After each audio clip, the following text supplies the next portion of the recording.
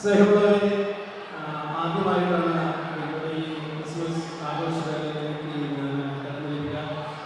എന്നെ അതിഥിയാണെന്ന് പരിചയപ്പെടുത്താൻ എൻ്റെ ഷാജി പുതുശ്ശേരി വീട് അങ്കമാലിയാണ്, കല്ലൂരാണ്. ഞാൻ ഇവിടെ arch of government Saint Paul പാരീഷിലെ പാസ്റ്ററായി ജോലി ചെയ്യുന്നു. ജോണച്ചൻ്റെയൊക്കെ കൂടെയുള്ള ഒരു ഫ്രാൻസിസ്കൻ അച്ഛനാണ്. ഇന്നേ ദിവസം ആയിരിക്കാൻ സാധിച്ചതിൽ ഒന്നിനേറെ സന്തോഷമുണ്ട്. എന്നെ ഈ ചെറുക്കിനെ പ്രത്യേകമായിട്ട് ക്ഷണിച്ച ശുഭലക്ഷ്മണ നന്ദി പറയുകയാണ്. എല്ലാവരെയും കാണാൻ സാധിച്ചത്, പ്രത്യേകിച്ച് ഈ ക്രിസ്മസ് ആഘോഷ വേളയിൽ എല്ലാവരെയും കാണാൻ സാധിക്കുന്നത് ഒത്തിരിയേറെ സന്തോഷമുള്ള കാര്യമാണ്. ഇപ്പോൾ ക്രിസ്മസിനെ കുറിച്ച് നമ്മൾ ചിന്തിക്കുമ്പോൾ തന്നെ നമുക്കറിയാം, അത് ഒത്തിരിയേറെ സന്തോഷം നൽകുന്ന ഒരു ആഘോഷമാണ്. കാരണം നമ്മൾ എവിടെ ഇറങ്ങി പോയാലും, ഒരു ഷോപ്പിംഗ് മോളിൽ കയറി ചെന്നാലും, കാറിൽ യാത്ര ചെയ്യുമ്പോൾ വീഡിയോ ചെയ്താലും, വഴിയിലൂടെ നടന്നു പോയാലും ഒക്കെ നമ്മൾ കേൾക്കുന്നത് എന്നുള്ള സന്തോഷത്തിൻ്റെ ആ ഒരു ആശംസയാണ്. അപ്പോൾ എനിക്ക് തോന്നുന്നു, നമ്മളെവിടെയായിരുന്നാലും ലോകമെങ്ങും ഒരു ജാതിയുടെയോ മതത്തിൻ്റെയോ അതിർവരമ്പുകളില്ലാതെ ലോകം മുഴുവൻ ആഘോഷിക്കുന്ന വലിയ ഒരു ആഘോഷമാണ് ക്രിസ്മസ് എന്ന് പറയുന്നത്. ഒത്തിരിയേറെ സന്തോഷത്തിൻ്റെ ഒരു ആഘോഷമാണ്. ഇപ്പോൾ നമ്മൾ കാണുന്ന ക്രിസ്മസ് ലൈറ്റുകളും ക്രിസ്മസ് നക്ഷത്രങ്ങളും അല്ലെങ്കിൽ മ്യൂസിക്, ഇവയെല്ലാം നമുക്ക് കൺവേ ചെയ്യുന്നത് ആ സന്തോഷത്തിൻ്റെ ഒരു ഗ്രീറ്റിംഗ്സ് ആണ്, ഒരു സന്ദേശമാണ് നൽകുക. ഇനി അതിന് ഒരു മതത്തിൻ്റെയും ഒരു കാഴ്ചപ്പാടിലൂടെ നമ്മൾ കാണുമ്പോൾ നമുക്കറിയാം, ഇപ്പോൾ ക്രൈസ്തവരെ ക്രിസ്ത്യാനികളെ സംബന്ധിച്ചിടത്തോളം ദൈവം മനുഷ്യനായി അവതരിച്ചതിൻ്റെ ഓർമ്മയാചരണമാണ്, അല്ലെങ്കിൽ പുനരാവിഷ്കരണമാണ് ഓരോ ക്രിസ്മസ്. അപ്പോൾ ക്രിസ്മസ് എന്ന വാക്കിൽ തന്നെ അത് ഉണ്ട്.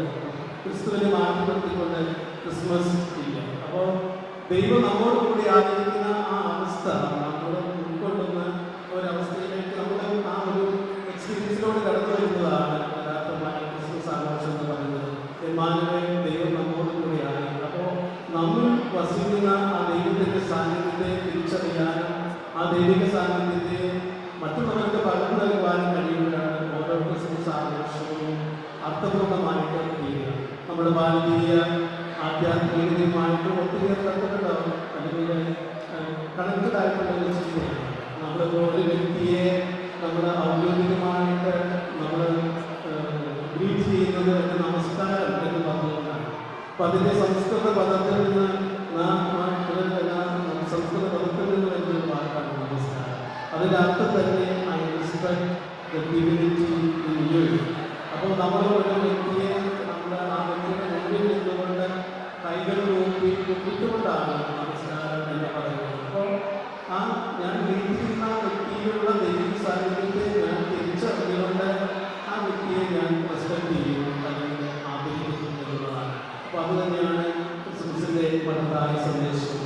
അപ്പോൾ എല്ലാവർക്കും ഏറ്റവും സ്നേഹപൂർവ്വം പ്രാർത്ഥനാപൂർവ്വം ഈ ക്രിസ്മസിൻ്റെ മംഗളങ്ങളും അതോടൊപ്പം നിർവഹിക്കുന്ന ഒരു മത്സരത്തിൻ്റെ എല്ലാവിധ അനുഗ്രഹങ്ങളും ഏറ്റവും സ്നേഹത്തോടെ പ്രാർത്ഥനകൾ ചെയ്യുന്നു.